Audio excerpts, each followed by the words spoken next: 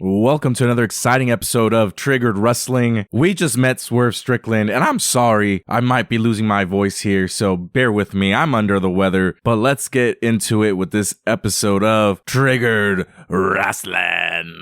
Triggered Wrestling is so awesome all the way around. That gets me triggered. Ooh, okay, well, let's go with the bad trigger right now. See, I'm a fan of all of it. We'll force you to watch Triggered Wrestling. Whose house? Swerve's house. Whose house? Whose house, bro? Frills. Yeah, whose house? Bro, first, let's begin with an apology, bro. You gotta apologize to Demo, bro. Owner and proprietor of Barrio Toys, bro. He asked you to do one thing when Swerve Strickland arrived to the store. And what happened, Brian? You tell him. I was recording, and then all of a sudden it stopped recording on me. And I only got like less than a second of his arrival. But luckily, someone else took video of that moment. Oh, for real? Yeah, someone else. So he ended up posting it. Somebody else took it. Thank God, because my shit did not record. I'm upset. I know, bro. I even started the whole Swerve's house chant. Yep. I was like, yeah, hopefully we got that video. Let's go. And then you showed me the clip. And I was like, oh. I was like, what the fuck is this? What did you say? You're like, hey, ask him to go back in the car so we can redo it. Yeah, so let's reshoot it, bro. Ask him to get back in the car. Yeah. Fuck. Man, that was all bad. Yeah, but he was pretty cool. I'm not gonna lie. Usually people like, there's people out there that say when they meet wrestlers that are up and coming and, getting a title push or something, they tend to be a little bit on the a-hole side, but nah, Swerve Strickland was actually a pretty cool dude, man. He took his time with everybody. A lot of people wanted to, pick his brain, tell him about their favorite matches or anything. But he took the time to make sure every fan that attended that meet and greet got their questions answered, a handshake and a picture and autograph. He's a pretty cool dude. He is. He's not a fan of pineapple on pizza, though. So for all you pineapple on pizza people, he's not on that team. Damn, for who asked him that? I don't know. I think Demo did. It's like the running thing with everybody that comes in. They get asked if they like pineapple on pizza. Yeah, man. I like pineapple on pizza, bro. The saltiness and the sweetness, bro. That Canadian bacon and pineapple or pineapple. Yeah, I mean, it was a good day. It was a good time meeting a lot of you listeners and followers and everything. And I liked talking to all of our fans and Swerve fans that were in attendance at the signing. Yup. And hopefully that man, Swerve Strickland, wins AEW Gold at AEW Revolution because he deserves it. Like we mentioned, or like I told him, I was like, one of your favorite matches that I like from Swerve Strickland was between him and AR Fox or Dante Fox in Lucha Underground. 2 out of 3 falls, and it was a great fucking match.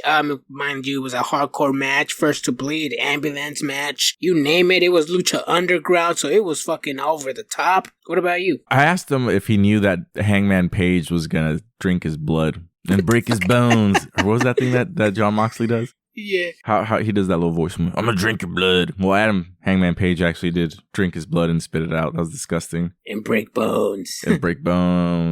But yeah, to segue, we are going to be meeting EC3 at SPW on Sunday as well. Yes, last month he was due to arrive at Supreme Pro Wrestling here in Elk Grove, California, but the match that put him out was against Matt Cardona, if I'm not mistaken, right? The greatest death match of all time. Something like that it was called. Yup. He ended up getting a concussion. Ooh, I did not know that. I just thought it was a grueling match and that he couldn't get up or something. Damn. No, yeah, he got really fucked up apparently. Damn. Kind of fucked up how this whole week of WWE was. Starting from SmackDown, it was trash. So was Raw. Raw was trash. It's like we're doing the Elimination Chamber qualification matches. They're all pretty predictable. Raw was really bad. I don't know how you feel about that, Adrian. You know how I feel about promos, especially when they last over 15 minutes and lead nowhere. Mind you, some promos and character development are important to the world of wrestling, but when you're standing out there for approximately 15, 20, 25 minutes, 30 minutes, and say nothing of importance, nothing that leads to the story, except for the last 5 minutes of your promo, and I'm like, it's just a waste of time if you're just up there for 15 minutes saying a bunch of nothing, and then the really important parts of the promo are like the last 5 minutes. So I'm like, you literally had me sit there to listen to nothing, and just so I can grab a clip, a one line or one quote from your promo that's supposed to be for the story. I don't know, man. Just I don't know, man. I think WWE is just focusing too much on WrestleMania and putting their eyes and their creative and their writing staff on Cody Rhodes' story, and they're just putting everything to the side and like, we'll make it up as we go. Honestly, that's what it feels like, because other than that, I mean, everything else seems kind of pointless. Like the whole build of the Judgment Day versus Pete Dunne and Tyler Bate, like they had that tag team tournament fatal 4-way matches going on. Yeah. And so Pete Dunne, Tyler Bate qualify, they win. They're getting their title shot at Judgment Day.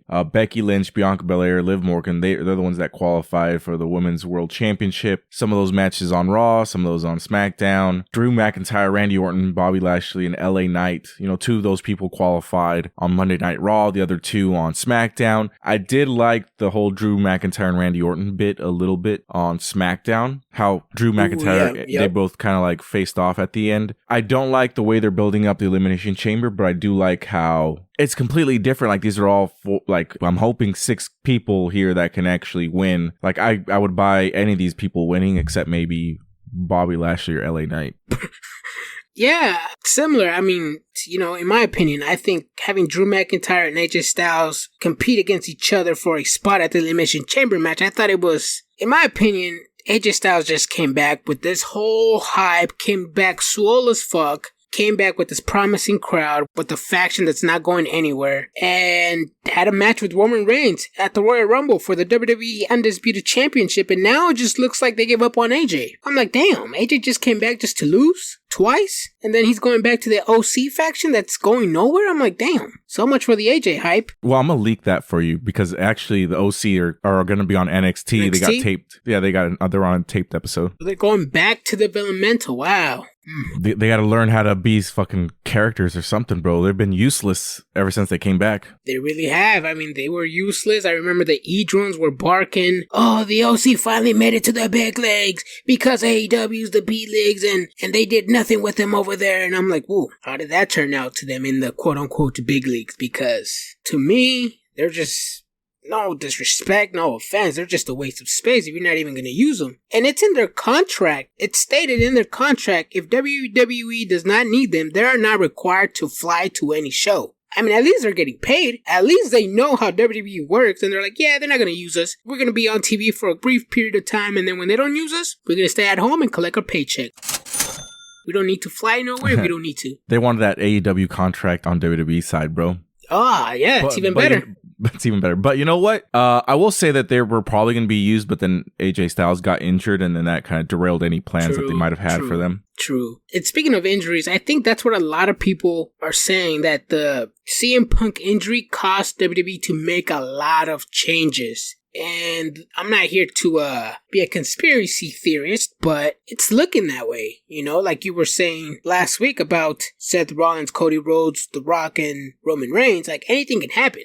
And in my opinion, I'm like, well, I thought we were going to get CM Punk versus Rollins, and CM Punk is out. Then in my opinion, I want Rollins versus Drew McIntyre, because Drew McIntyre is doing a phenomenal job. But at the same time, I think you said you wanted The Rock versus Rollins, which I wouldn't be mad at that. That would still a good match. Yeah, but you know what? At first, I also thought that it might have been Gunther versus Seth Rollins at one point after CM Punk got hurt, but then that didn't happen. Yeah, that stare down. Yeah, that's another thing with WWE that me personally I don't like, where they have these stare downs, and I'm like, okay, cool. They're putting that dream match idea in our heads, which is fine. It's great for the storyline, for the storytelling, something to look forward to. And then when it doesn't happen, we're like, fuck. Then what was that all about? For example, last year, Raquel Rodriguez confronted Rhea Ripley after her big win at WrestleMania over my girl Charlotte Flair. We saw a stare down on Raw. The whole world was like, oh, we're finally going to get this match between Rhea Ripley and Raquel Rodriguez. We're going to get this match finally. We got one match and bam, nobody cared. We got the second one, nobody cared.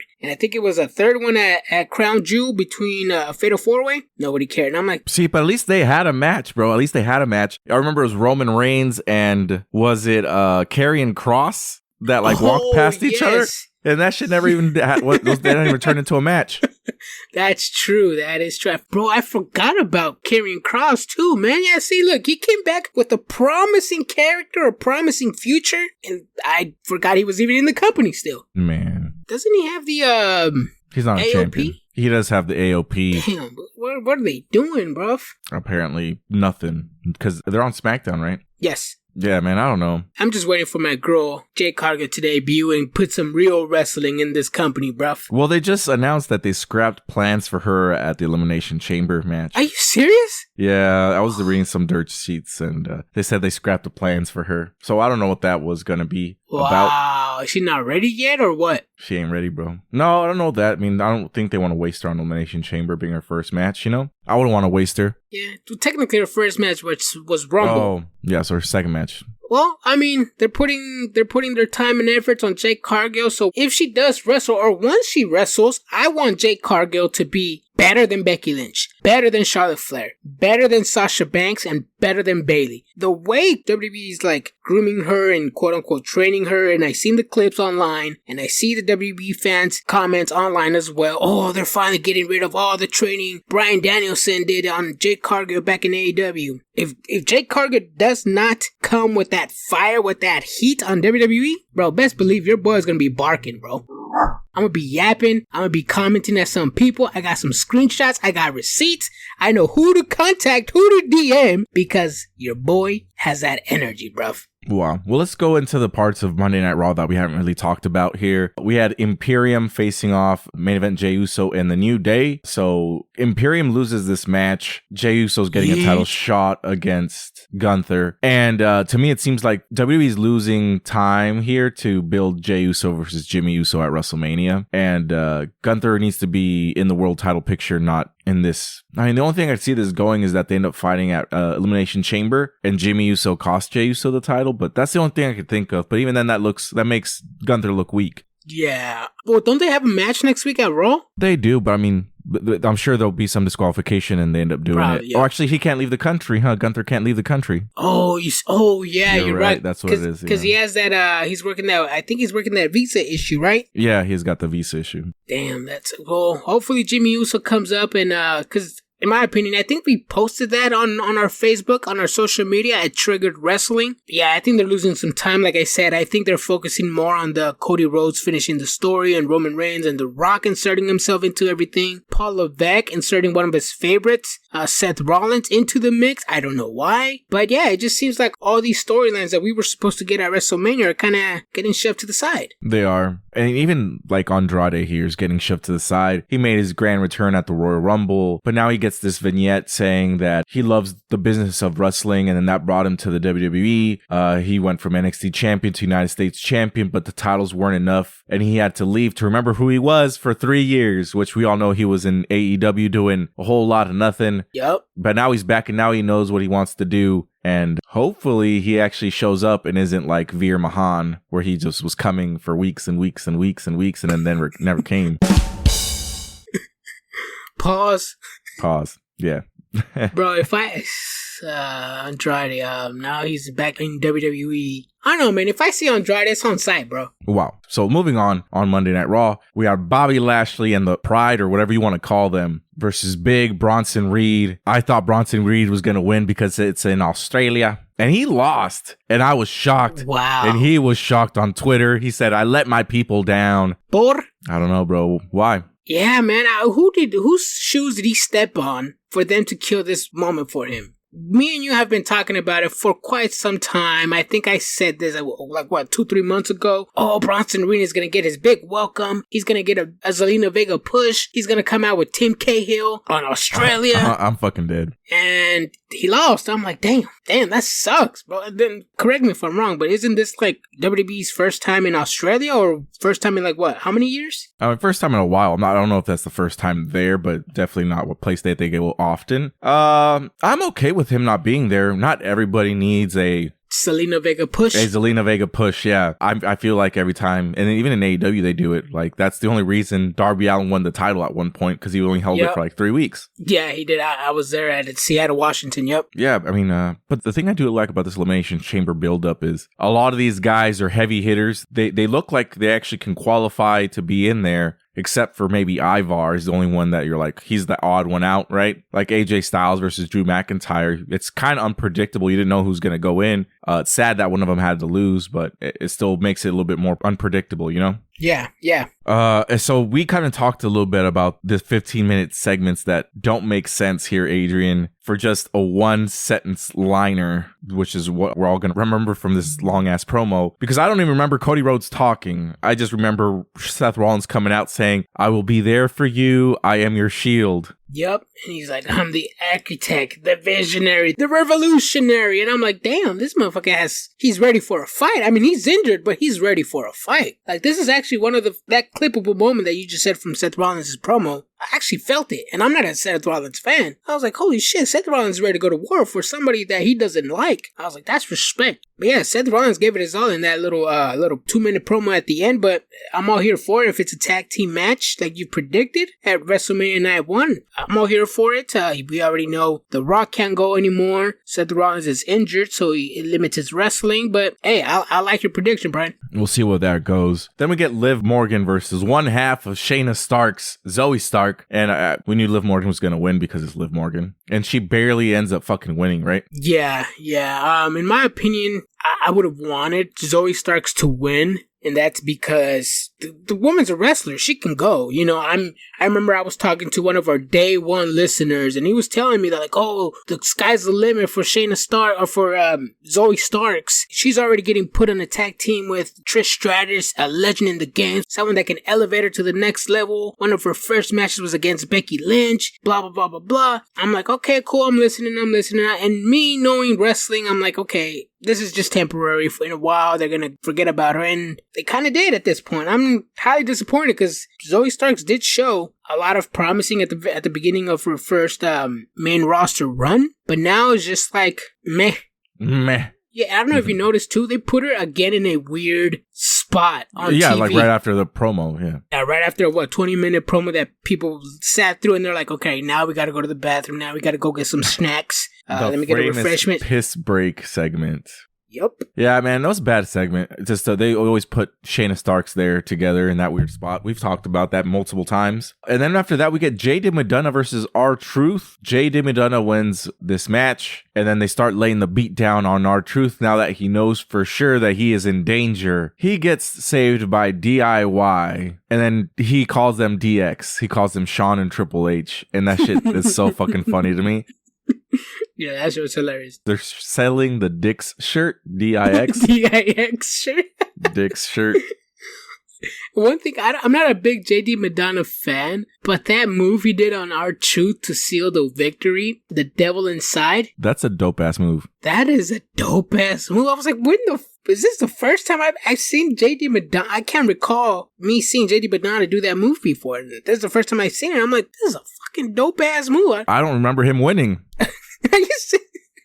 I've never seen this guy win a match. It was a dope-ass move, and he got the victory with that. The devil inside. That shit was dope. Yeah, that shit was really dope. But then after that, we get another segment here that just is so fucking long, and it doesn't make sense. Becky Lynch comes out. She's pretty much toasting to Rhea Ripley's championship reign that she's gonna go fight her at WrestleMania, but she doesn't even know she's gonna get there. She just assumes that she's gonna get there. But Rhea Ripley still needs to get through Elimination Chamber because she's fighting Nia Jax. Nia Jax comes out and is like, oh, like fake crying, but then she's like, but then you're gonna face me at WrestleMania. And then Rhea Ripley ends up attacking Nia Jax and blah blah blah blah blah. Shenanigans happens. This was bad. It was a bad segment, Adrian. Yeah, and I'll say it's bad because, in my opinion, Becky Lynch pretty much did the same thing at the Royal Rumble. Before even the Royal Rumble match, she sealed herself as the winner, as everybody should, called out Rhea Ripley. Becky Lynch obviously did not win the Royal Rumble. She's still calling out Rhea Ripley after sealing her victory at the Chamber, even though the Chamber hasn't happened yet. You know, you have confidence in yourself, so I'm okay, I'll give her props on that. But, girl, you lost against Nia Jax. If you can't even beat Nia Jax, what makes you think you can beat the champion? I mean, I guess just confidence is up there in that family, which, you know, Rollins is a working champion. Becky Lynch is a fighting champion as well, but, you know, she has to go through Nia Jax, in my opinion, before she starts challenging the champion, in my opinion, you know? She needs to win some matches, bro. Facts. Just like Ivar needs to win some matches because somehow he's in this Elimination Chamber qualifying match. And the other person he beat recently was Chad Gable, even though he lost to Akira Tozawa and Otis, right?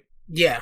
So Ivar and LA Knight. LA Knight wins. I saw that one coming because Ivar was the only one that didn't make sense. Yep. Yeah, I mean, there's not much to say about that. So, I'm still not a fan of Ivar. Yeah, no, I'm a fan of Ivar, but this one I don't know what it was. Just I don't know if it was his partner that was in the ring with him, because I'm not a big fan of LA Knight ever since he tried to step to the tribal chief, put them ones up. Yeah, no, I don't know. This Ivar did not look like the old Ivar that was wrestling Chad Gable, Otis randomly, and New Day. No, it's not. But that gets us to apparently not the main event. Like, this is one little segment I want to talk about here. Adam Pearce is chatting with Candice LeRae and Indy Hartwell, and Chelsea Green is trying to demand a spot into the Last Chance Battle Royal for the Women's Elimination Chamber. And to me, I'm just like, okay, so they're having qualifying matches, but then the losers also get a last chance at fighting for a spot, and I'm okay with it. But is it really going to be Chelsea Green that is entering into this Elimination Chamber just to be like a comedy spot? It's looking like it. Yeah, I think so. But that's the thing is, Indy Hartwell she's Australian too, right? I think she's Canadian. Indy Hartwell? Bro, I'm going to Google this now. Wait.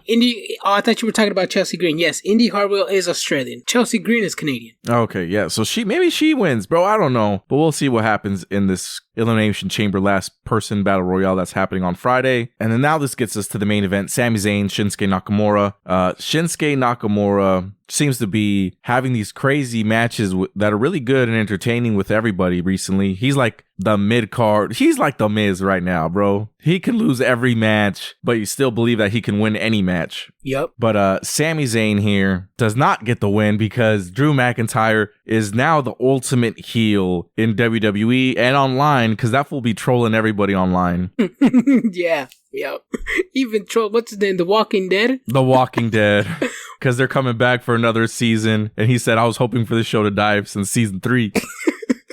Yeah, that similar to WWE writing staff. They're just coming up with shit at the moment, at this time, because it doesn't make sense. But I like this Shinsuke Nakamura, don't get me wrong, but I'm glad he's finally getting some wins, because he lost against Rollins, he lost against Cody, and I'm like, you finally got a good character, a character that resembles a King of Strong Style, but you can't be named the King of Strong Style when you're losing all the time. And I'm glad he got the win over Sami Zayn. And I think, and this is just me predicting, I think they're trying to build a Sami Zayn story now, leading into next year's WrestleMania. You know what I mean? Like, they're having him lose right now, be on a losing streak, just so we can get on board come next year's WrestleMania, you know? Yeah, so I guess we'll see what's going on here with them, because I don't know where this is leading to. But now let's talk about what we missed on the AEW side. Bryan Danielson, Eddie Kingston, they're going to fight for that title that we don't know what the fucking name of it is. The global weight title. Just say Triple Clown.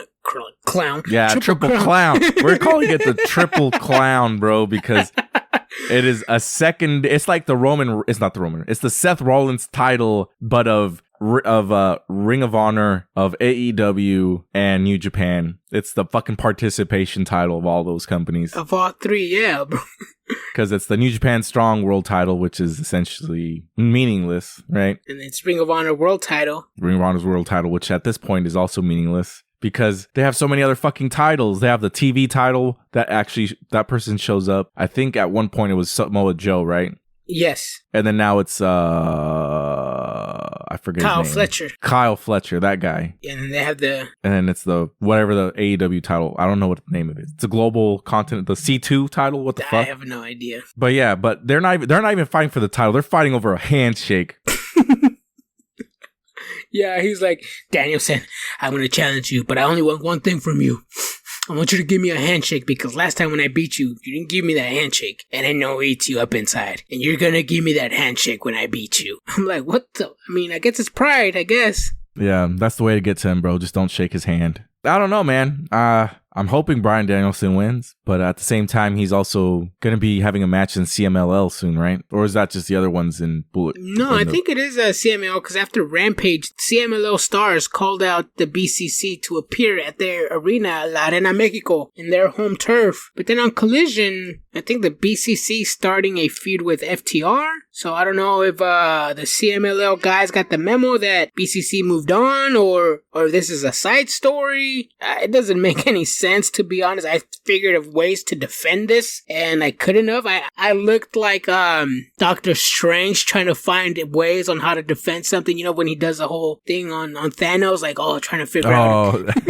Trying to find how different ways they'll end. To win, yeah, and then I have none. Yeah, I think this is just a little side quest or what, or they just forgot about the CMLL invasion. I have no idea where this is going. I will say that right? CMLL, well, just AEW in general, whenever they team up with other companies, it seems to be extremely one-sided. Like, when they teamed up with TNA, Kenny Omega literally won their title and didn't show up for a while. And then he lost the title, but not even on their show, did he? He lost to Christian Cage. He lost it on Christian Cage on AEW Dynamite. Or Rampage, or Collision. Something like that. Dynamite. Yeah, so they didn't even get the fucking views for him being the title holder. To be fair, I think at the time when they had that pay-per-view in Daly's place, it's Kenny Omega versus Moose, it got them their highest buy rate of pay-per-views, and it sort of gave them a lifeline as well when you added the Good Brothers into the mix in TNA, because it was during the pandemic era, and I don't think TNA was going to make it, but it was a lifeline. Yeah, and then, I don't know, I think when AAA wrestlers come, they just job out, and then I made this joke, I'm just like, why the CML guys, bro? Why do they come to lose, bro? And then one of the guys said, because that's their job, and then he just paused, and we started laughing. I get it. Because they're jobbers. I mean, yeah. You want a job for me? I know that's essentially what it is. You come over here, you'll be on our TV, bro, but you're gonna take the L. Oh, like Minoru Suzuki. And I don't know what does CMLL gain from this, bro? Or did anybody see these guys and were like, I'm gonna go tune into CMLL? Hey, at least Andrade showed up to CMLL a few times. That he did, yes. But that was it. I think that was on his own. I don't think it was AEW affiliated. It was just on Andrade's on his own. Yeah, I think that was on his own. But even then, it doesn't really draw eyes to people. Nah. But the way WWE treated Jordynne Grace in the Royal Rumble, that was awesome. They made her look like $1 million. Really? Yeah, bro. You don't think that she got a good rub from that? I know she's on social media. She's practically hinting that, I want to go back. I want to stay in WWE. I mean, that's all I'm getting from her social media, which isn't nothing wrong. I mean, if you're liking a good workplace, if you're getting a better paycheck, hell, by all means, go for it. You know what I mean? I just know that they made her look like gold, and I wouldn't mind tuning into TNA to see her in a match. Ooh, are you going to tune in this week on Thursday? I'm always tune in every Thursday, bro. Okay. That's my new must-see TV, bro. Awesome. I'm switching that for NXT. I'm not going to lie. What's his name? Nick Nemeth is doing some work in TNA. I'm not going to lie. I have seen some clips, and they are putting some work. Mm-hmm. That one guy, Zach Wentz, that got released from NXT, he's got some good matches. Always been a big fan of the Motor City Machine Guns, and they've been holding titles for there for a while. TNA's on the up and up.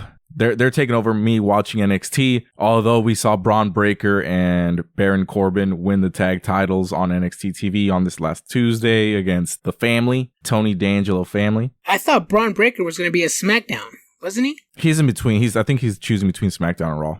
Oh, okay. I don't know, man. I just think if you don't have anything for these single stars, don't put them in randomly in the tag team division, because then it just leaves the tag team division meaningless. Tag teamless. Yeah, tag teamless, yeah. Exactly. But that's just my personal opinion. I'm not stating it like a fact or anything like that. That's just my opinion. I agree with you. But I'm glad that at least they're having this tag team turmoil thing that they did. It shows that the tag team division is trying to make a comeback. There's enough tag teams to do something. They just got to do it. And they should get rid of the both tag team titles and just unify them at this point. Facts. So moving on to AEW Dynamite. The show starts off with FTR, Bald, and Jon Moxley. Jon Moxley was going to win this match. That part was obvious, but I didn't expect them to be smooching, making out during this match, Adrian. Hey, bruv, when it comes to cinema, the kiss of death is one of the most deadliest kisses of all time. You have somebody like the Godfather who kissed one of his goons, and next thing you know, he's unalive. You have Cersei from Game of Thrones who got back at that Sands lady, for unaliving her daughter after a smooch. Cersei did the same, bro. The smooches of death. What can I say? I don't like that you're trying to defend that, bro. because you know damn well it was weird. Yeah. It wasn't a kiss of death. They just wanted to fucking make out during that match, bro. And as a wrestling fan, you know, if somebody walks in at the wrong moment, you see that shit, bro. You're like, what the fuck, guys? Yo, bro. Wrestling when your parents walk in? Shit, bro. Ew. Yeah, so John Moxley beats Dax Hardwood. Afterwards, he's still choking Dax Hardwood, who plays knocked out, but he's still moving his feet. Then FTR Gunn comes out to help him out, and then he's interrupted by Claudio Castagnoli. So now it's going to be a tag match. Yeah. Yeah, man. To be honest, outside of the smooches, this was a great fucking match. Yes, there was a lot of close calls, a lot of kickouts, brain busters being done, foot stomps being done. But I think, in my opinion, and you're gonna say, oh, you're just an AEW defender, bro. It was a pay-per-view caliber match. I wouldn't say it's a 5-star match. It was great, in my opinion. You know, John Moxley kisses a lot of dudes in wrestling. I mean, he's kissed fucking Daniel Bryan, I think. CM Punk, he's kissed a couple dudes, bro. It's fucking weird. Hey, it's 2024, bruv. 2024, bro. So after that, we get the most interesting promo I've ever seen in my entire life. And I'm 32. I'm 32 years old, going on 33. Renee Paquette is backstage with the Don Callis family. She talks about how Konosuke Takeshita tapped out Chris Jericho. Don Callis says that there's a problem, that nobody in that locker room of AEW, they're a bunch of pusses. They don't want to fight the Don Callis family. No one wants to fight Konosuke Takeshita, and nobody wants to fight Will Hobbs. But he has a solution, and that solution is that he's going to be booking 2 family members against each other. So it's going to be Takeshita versus Will Ospreay. And I heard that, and I was like, what the fuck? What happened to Will Hobbs? So he's not going to have a match? You're complaining about him not having a match, and then he doesn't have a match, but you had the opportunity to give him a match, but you instead get it to Ospreay? Damn, bro. Drop some bombs. Brian's out here dropping facts. I did not see it that way, but yeah, you are absolutely correct, bro. If you were complaining that you don't have a match for your 2 family members that you have by your side, and if you're gonna book a random ass match, book it right there. But instead you have Will Ospreay. I understand Will Ospreay had his final match in New Japan recently, and he's due to arrive at AEW any moment. But not right now. I mean, I could wait another week.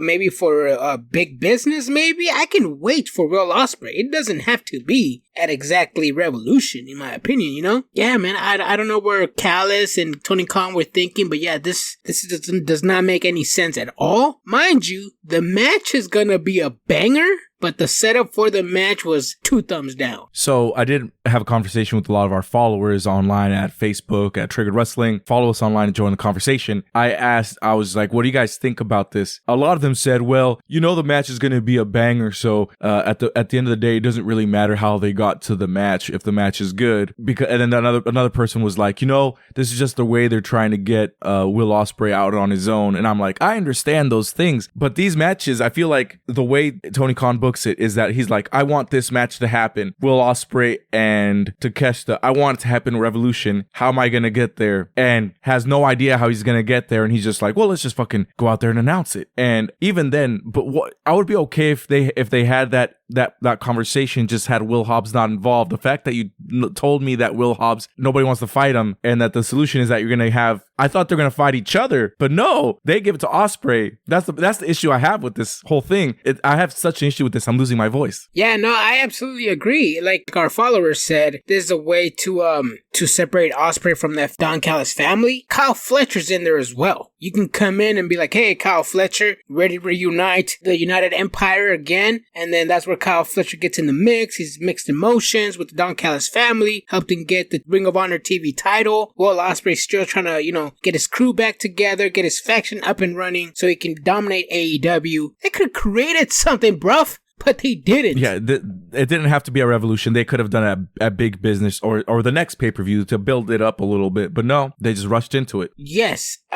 Having said that, we do have a few weeks until Revolution, so I wouldn't mind if they probably build that up as we speak, or in the 2 collisions that we have and the 2 Dynamites that we still have left. I wouldn't mind that. Usually I've noticed that's how WWE tends to build their matches. They book the matches first and then they build the storyline around it after the match is being booked. Similar to One that I can remember at the top of my head is Roman Reigns versus Logan Paul at Crown Jewel. Neither of them ever face-to-face in the squared circle. It was at Logan Paul's podcast. He said, I think I could wrestle you. Then they booked the match, and then after that, they set up the match for the pay-per-view PLE. But in my opinion, I still think it's too soon for that. 2 weeks is not enough time. I would put it out for Big Business, maybe, but not for Revolution. So I was so upset by that promo that I went to go take a piss. And I completely missed the piss break match that was Wardlow versus Barrett Brown. I was reading the recap and I was just like, Wardlow had a match? I was so confused. But apparently he did have a match versus this guy. It was, according to this review, it was a squash match. They always are. Wardlow's got to move on to do something different, I think. Yeah, he absolutely does. I mean, and he had a knee brace as well. I know last time Wardlow was in the squared circle, we saw him limping and a lot of people thought he was injured, but he's okay, but he has a knee brace. So we don't know if he's at 100% right now or if he's just taking it day by day. Got it. Okay. Moving on, we get Adam Copeland versus Daniel Garcia. The match ends with the no contest because Killswitch, Nick Wayne interfere. Then Christian Cage and the mom come down. They end up giving the Edge a concerto. So he's not done with Edge yet, correct? Yes, he is not done because of the Copeland challenge. I think it was when he challenged Griff Garrison, that episode of Collision. Adam Copeland said, technically, I'm owed a rematch because I'm the former TNT champion, so I'm owed a rematch. Instead, I'm going to have the Open Cup, or Adam Open, the Copeland Open. Copeland Open. Yep, and I'm glad that he's doing this for all these up-and-coming talents, all these young up-and-coming talents. He had Griff Garrison, Lee Moriarty, Dante Martin, Minoru Suzuki, and now Daniel Garcia, bro. These are going to be the futures of the business in 10 years, bro. We'll see if they are indeed the future of the business. We'll see how that goes. Bro, did you catch? I said Minoru Suzuki, bro. I know.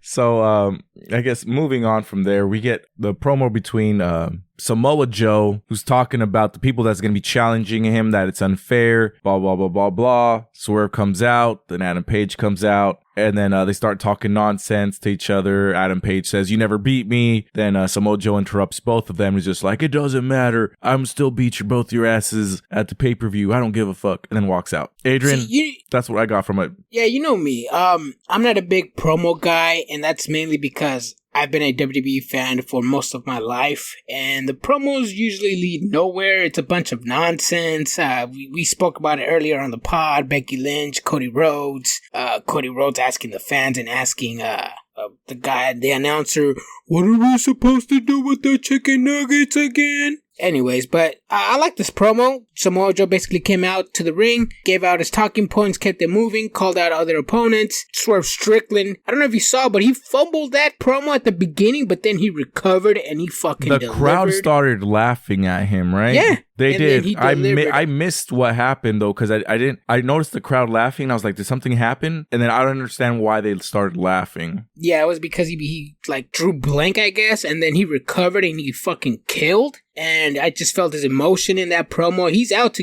for blood. He thinks he can defeat Samoa Joe in the match and Hangman Adam Page. And after that, Hangman Adam Page comes out, calls out to the booking, says he read the fine print in the contract, and it says, if whoever wins this match, Hangman Adam Page versus Swerve Strickland last week, gets a AEW World Championship match. Neither of those men won. They tied. So Hangman Adam Page basically called out Tony Khan and the bookers and said, hey, this shit does not make sense. So why is Swerve Strickland getting a title shot? Swerve Strickland actually got added to the match, and I am the rightful challenger for the AEW World Championship. And I like this because it did not make sense at all. And in my opinion, I dig that AEW is calling out their own mistakes. I just wish a lot of companies would do the same, especially when it doesn't make any sense. Like, bro, you're telling us one thing one week, and then the next you flip-flop? I mean, if Jey Uso, after his Tribal Combat match, said, the contract states that no Bloodline member can interfere in the match, blah, blah, blah, blah, whatever the contract was. He could have said that and we're all like, oh shit, Jey Uso deserves a rematch. Oh, he's right because he read the fine print. wow. I just like that from AEW. I just wish WWE would do the same. To me as a fan, it wouldn't insult my intelligence. You know what I mean?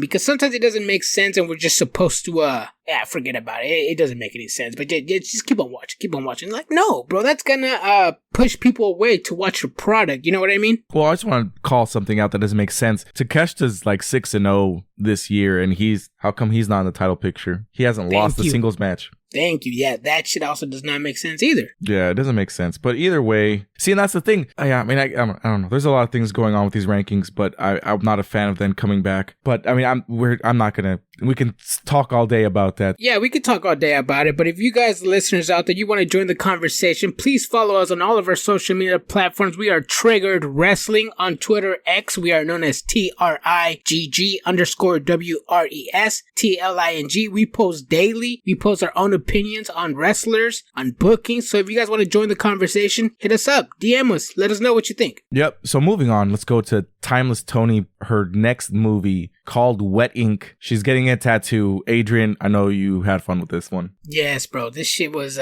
cinema, I should say, bro. This is some of the best work Toni Storm has ever done in her career. Like we were talking about the WWE on the other side, and how Zoe Starks was pushed to the top, and then now it's like they don't even care about her. Toni Storm was in that place in WWE. Wasn't she scheduled to have a title match with Charlotte Flair, or at least a feud with Charlotte Flair? I believe so, yes. Yeah, see, and I'm like, damn, how did you guys not capitalize on Toni Storm excellence, her wrestling, her character work? But yeah, man, I'm all in for it. Timeless Toni Storm is great. Every time she's on TV, I'm watching. And in my opinion, I think she put Luther on the map, because Luther wasn't going nowhere with that crazy gimmick and with Serpentico. The Chaos Project? Yeah. Yeah, it was pretty lame. He's doing something better now. So he's still doing nothing. Speaking of Chaos Project, you remember that viral image of Samoa Joe walking away from somebody that try to do like a splash on him? Is that a Serpentico without a mask? Yeah, that is John Cruz. That's Serpentico really? Without a mask. Shit. Yeah. He pulls triple duty at times over there on Ring of Honor, bro. Damn, bro. They got a lot of people on the roster that gotta use the same guy with two different gimmicks. Exactly. And he's still a jobber on both. He still loses for both, bro. That's funny. That's like old school TNA when it was Curry Man was Christopher Daniels. Yeah. Yeah, that's funny. So then after that, we get the Young Bucks, Matthew and Nicholas Jackson, as they're now known. They decide to wrestle in the same suits that they, who the fuck did they make bleed? Sting, and they wrestled in those suits on Rampage last week too. Got it. Yes. Well, they wrestled in those. Well, I mean, nobody watches Rampage, bro, but they did fight in those suits on Dynamite, which I thought was really funny. They make a great like comedy heel team. Because it's what they're doing is supposed to be funny, and it succeeds. I think it's very entertaining that they try to fight everybody, and they're essentially throwing their power around.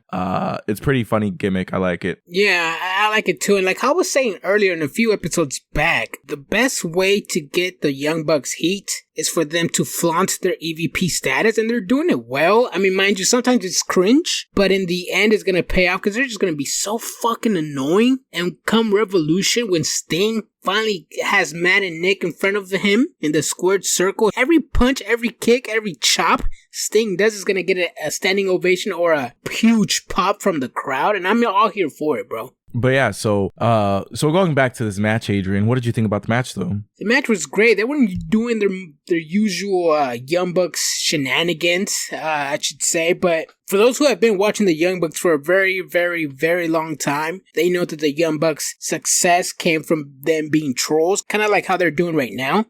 Ring of Honor, New Japan. They've just been those guys that you just want to fucking punch, you know? Mm-hmm. But yeah, there's been some trolls, bro, and I think that's what they're doing right now currently, and it's working. Yeah, there are being trolls for sure. That is 100% true. But let's go with, but the match was good. They ended up winning. They beat up Top Flight. They throw around their EVP status saying that, oh, look, we're undefeated, so we're owed a title shot. So that's where that title shot is going to come into play, right? Yes. Yeah, and then they also try to give Tony Schiavone an EVP trigger after the match as well. But then your boy Darby Allin came in for the save. Darby Allin gave a cool line in a promo that he said, and I think you said it over text. What was that? Shit, I don't remember. What was it? I mean, look at that. What did I say? Wait, hold on. Oh, yeah. You said, wait, hold on. I got it right here in front of me. My bad. You said, well, Darby Allin essentially said that I had to beg you guys for a job. I had to watch all your LA buddies basically get hired out of nowhere. And me, I was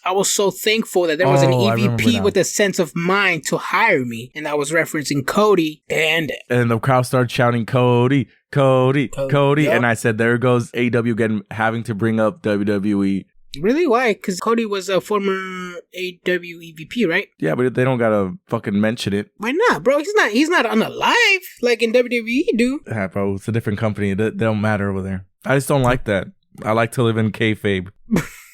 In 2024? Kayfabe is real 2024, bro. Bro, stop, bro. You're not a Cornette mark, bro. Please don't do that. Either way, bro. And this is the thing about it is like the Bang Bang Scissor Gang was right after this too. And I'm like, you guys fucking hate each other. Now you guys are back a team. So it didn't hit me till today that fucking Billy Gunn's with his sons again. And both of these fucking teams are doing nothing. Remember when the Acclaimed was like the hottest thing in AEW? And now they're not even on TV? Yep. It's pretty bad. It's really, really, really bad. And then we get into the Whittle Nightingale versus Sky Blue. Sky Blue once again was like treated like she was going to be the next big thing. She joined Julia Hart, but now she's like the lackey. So Willow Nightingale gets the win on this one. I'm assuming she's going to be next in line for a title shot. Yeah, she's doing well as a lackey because not everybody can go up for a title shot. And Stokely Hathaway interfered in her match. Otherwise, it would have been Sky Blue's W. I mean, I'm liking this tag team that they have going on with Stokely Hathaway, Chris Statlander, and Willow Nightingale because Willow Nightingale and Statlander are heels, but Stokely's still that slithering, slimy heel manager. You mean that they're faces and then he's a heel? Yes, that. My bad. I got it mixed up. Yes, and it's like a awkward marriage, but I like it. I don't know how to explain it. I just like it because Willow Nightingale and Chris Statlander are just like, hey, we won. Yeah, we won. And then Stokely's in the back like, yeah, you guys won because I helped you. I intervened in the match. But they don't know, right? No. Exactly. They got to go back and watch their own fucking product, bro. Yeah, bro. Run the tape. But yeah, dude, so after that, we get Orange Cassidy versus Matt Taven in a Texas death match. And when I remember seeing this, I was like, does every match in AEW have to be like... I feel like every Dynamite I've seen lately has some sort of like fancy stipulation. Like it's either a hardcore match or like a tornado match or some shit. Yeah, it's looking like that. I think they explained it on Rampage and Collision that the reason why this was booked as a death match, it's a Texas death match, was because the Kingdom took out Chuck Taylor. Oh yeah, it was on Rampage, yeah. They took out Chuck Taylor and then now Orange Cassidy wants payback. So in order for him to get payback, he booked himself a Texas death match so he can deliver as much pain as he can to Matt Taven and not get disqualified. Damn, he's doing it for his best friend, bro. If you could do that for me, bro, I fucking appreciate it forever, bro. I'll give you some Moxie smooches, bro. Aww. Damn, bro, you're trying to do the Scott Pilgrim versus the world here? I gotta fight off all the evil exes? Damn, bro. Nah, but for reals though, I don't have an issue with the Texas Death Match. I understand that that's how the match came along. The issue I have is like every main event for Dynamite has to have some sort of like just have a regular main event. Like I get that there's a story, but I feel like that's the ongoing thing with Dynamite is like it's either a tornado match, a death match, some kind of match. You know, they need. This goes back to what people say online is it feels like it's literally somebody playing with GM mode on WWE 2K where they have to try to get the 5-star matches. They have to make Yeah, that's what it is, man. But Matt Taven, good match. He did like a little dive onto the table. That looked really dope. Yeah, and then Trent Beretta took a bullet for Orange Cassidy from a knee from Roderick Strong. That was pretty dope. I'm excited to see Orange Cassidy versus Roderick Strong at Revolution, man. That's going to be a great ass match. To be honest, I am too. I think it's going to deliver. Bro. And not that it doesn't have a story. It does have a story. It's just something entertaining about seeing those two wrestle together. I expect to see Roderick Strong do that one move where he did it on Commander because that's the only other person he could do it on. I'm assuming he could do it on Orange Cassidy, so I'm assuming we're going to see that move again. Yeah. Can't remember the name, but I know what you're talking about. It was like a suplex launcher kind of bullshit. Yeah. Yep. But I mean, that's the end of AEW Dynamite. Since we do record this like after Dynamite, I do have some spoilers for you that I want to talk about. And I don't really want to talk about spoilers. I just want to talk about the results on one of the spoilers. Go for it. Adrian, does Sammy Guevara have a vendetta and just wants to retire the Hardy Boys, or what's going on, bro? He's trying to do it single-handedly, one concussion at a time.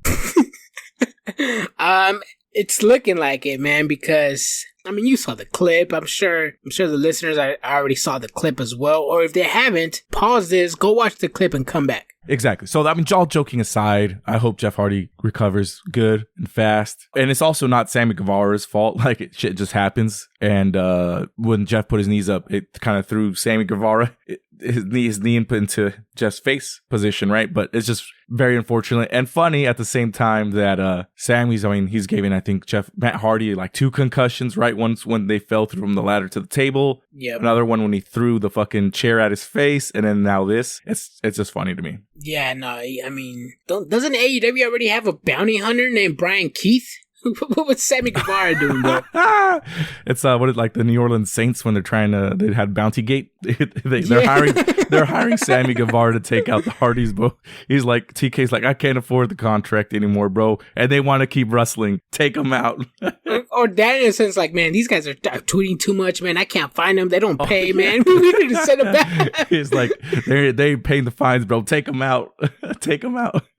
Yeah, and we're not laughing at these guys' misfortune. It just so happens that one guy is injuring both brothers. It's not on purpose. It's just a freak accident, you know? Exactly. Yeah, we're all joking around here. But if you guys want to, join in on the conversation and the fun, hit us up on Triggered Wrestling everywhere except for on Twitter or X. We are Trig_Wrestling. That's TRIGG_Wrestling. Yeah. So stay tuned for the next episode. Stay triggered. Bang, bang.